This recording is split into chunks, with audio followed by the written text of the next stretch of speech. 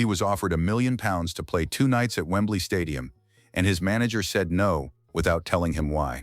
That manager was Colonel Tom Parker, the man Elvis Presley trusted with every major decision of his career, from his first record deal at 21 to the night he died at 42, having never once set foot on a stage outside North America. By the time this story is over, you'll understand exactly why, and the answer has nothing to do with Elvis. Start with where Elvis actually came from, because that context matters more than most people realize. Tupelo, Mississippi. 1935. Elvis Aaron Presley was born in a 2-room house his father Vernon built for $8 in lumber. The family was poor in the way that meant going without meals, wearing the same clothes until they fell apart, and relying on neighbors for basic things most people took for granted. Vernon spent time in prison for check fraud when Elvis was 3. Gladys, his mother, worked whatever jobs she could find to keep the lights on. Elvis was an only child. His twin brother Jesse Garin was stillborn, and Gladys poured everything into him: church music, gospel singing, the radio on in the background. By the time the family moved to Memphis in 1948, Elvis was 13, quiet, deeply attached to his mother, and starting to become something nobody around him could quite categorize. He worked after school. He cut his hair differently from other boys. He bought clothes from Lansky Brothers on Beale Street, the kind of clothes other kids in his neighborhood didn't wear. He was noticed. He was different. In 1953, he walked into Sun's studio in Memphis and paid $4 to record 2 songs for his mother's birthday. Sam Phillips, who ran the studio, eventually signed him. His first regional record came out in 1954. By early 1955, he was playing small venues across the South, managed by a local promoter named Bob Neal, and then Colonel Tom Parker came calling. Most people who know this story stop here, but the real story starts right now. The Colonel was already successful before Elvis. He had managed Eddie Arnold and Hank Snow.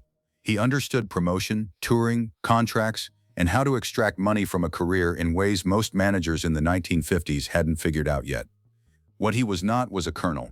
The title was honorary, given to him in 1948 by the governor of Louisiana as a political thank you, not earned through any military service. What he was also not was Tom Parker. His real name was Andreas Cornelis van Kuijk. He was born in 1909 in Breda, in the Netherlands, the 7th child of a delivery driver and his wife. He ran away from home repeatedly as a teenager, worked for traveling carnivals, and in 1929 left the Netherlands permanently. He entered the United States illegally, with no papers, no visa, and no legal right to be there.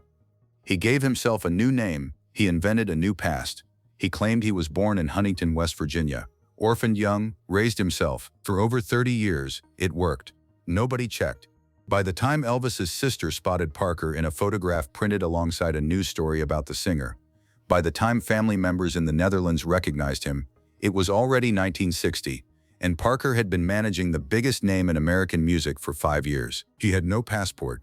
He had never applied for one, because applying for a passport means submitting to official documentation, fingerprints, background checks, all the things a man with a secret cannot afford. And if you think that was surprising, stay with me because this next part is why the whole story matters. In 1955, Parker signed on as Elvis's manager.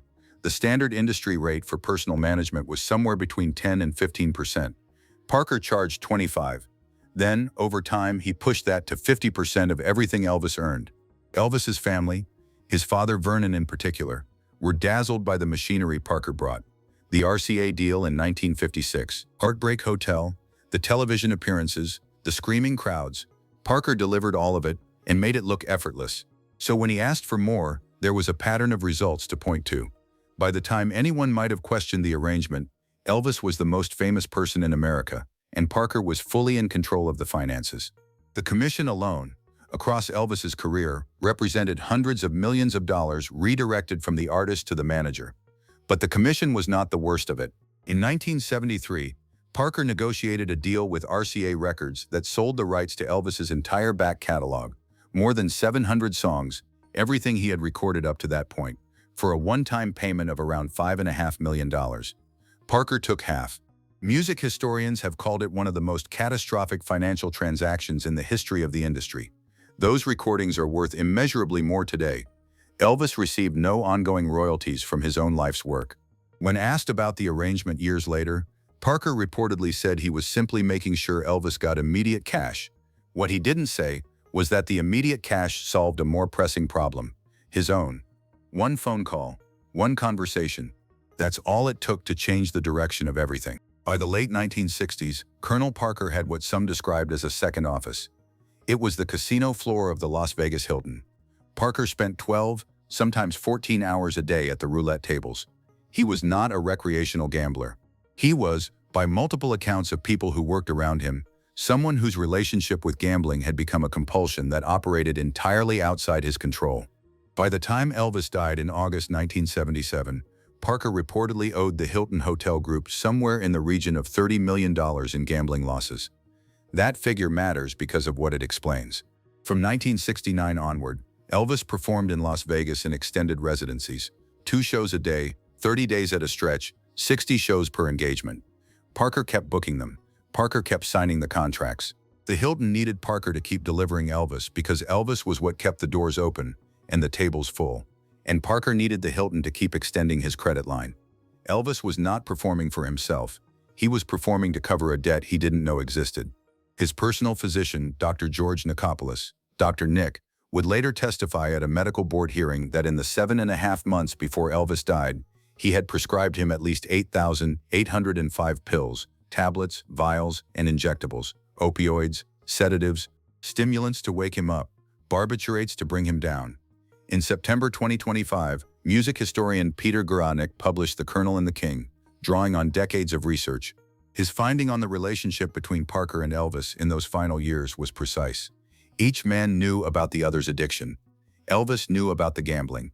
Parker knew about the drugs. And according to Guralnick, neither one said a word, because silence was the arrangement. Each of them kept the other's secret, and in doing so, kept themselves locked in a situation neither had the leverage to escape. Here's what the comments kept asking, and here's the answer they never got, until now. The question fans have asked for decades is simple. Why did Elvis Presley, the biggest name in American music, a man who sold out arenas by simply announcing a tour, never perform in London, never play Paris, Tokyo, Sydney, Berlin, Dublin? The official answer was always vague: scheduling. The demands of the American market. Parker preferred to keep him close to home. The real answer was that Parker could not travel internationally. He had no passport. He had never obtained one, because doing so would require submitting documentation to a government office, and the resulting background check would expose everything: the false identity, the illegal entry, the decades of living as someone he wasn't. In August 1969, at a press conference at the International Hotel in Las Vegas, someone made Elvis a formal offer: $1 million to play 2 nights at Wembley Stadium in England. Elvis was 34 years old, physically in peak condition, and by all accounts from the people who were in the room, visibly excited by the idea. Parker killed it, immediately, no discussion. The same pattern repeated itself for the rest of Elvis's life. A 1975 offer to star opposite Barbra Streisand in A Star Is Born, a film that could have repositioned him as a serious actor, was declined by Parker without meaningful consultation. A world tour that multiple promoters tried to put together never left the planning stage. Every door that might have taken Elvis somewhere beyond Parker's reach was closed before Elvis could walk through it. At this point in the story, most people walked away. What happened instead is the part nobody talks about. Elvis Presley died on August 16, 1977. His fiancée, Ginger Alden, found him on the bathroom floor at Graceland. He was 42 years old. The official cause of death listed on the public medical examiner's report was cardiac arrhythmia, a heart attack in plain terms. Toxicology testing confirmed multiple prescription drugs in his system: opioids, sedatives, other medications. But the official coroner's statement at the time held that none of the drugs present caused or significantly contributed to the death. That statement satisfied nobody. Elvis's father, Vernon Presley, wanted answers. He requested a second, private autopsy conducted by a team commissioned by the family. The results were sealed. Under Tennessee law, the official death certificate is not public record until 50 years after the death. That date is August 16, 2027. The private family autopsy, and whatever it contains, will be made public on the same date. For nearly 5 decades, the most complete medical picture of how Elvis Presley died has been locked away by the family that lost him. Whether the findings differ meaningfully from the official record, whether they name causes or contributing factors that were suppressed at the time, is something no one outside a small circle currently knows. What is known is that a 42-year-old man in the grip of exhaustion, grief, and dependency, maintained on that schedule, in that situation, by that arrangement, ran out of time. And if you think that was surprising, the part that comes next is the one that changes how you see all of it. At Elvis's funeral, Parker did not mourn. Eyewitnesses described him in a Hawaiian shirt and a baseball cap, cigar in his mouth, moving quickly toward Vernon Presley to ensure that the business arrangements stayed in place. His reported words were, "Elvis didn't die, the body did. We're keeping up the spirit." Parker remained in control of the Presley estate for another 2 years.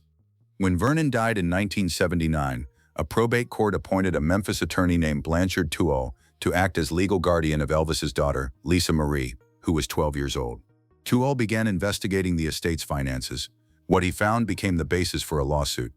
Parker had defrauded the Presley estate of an estimated $7 to $8 million in the 3 years after Elvis's death alone.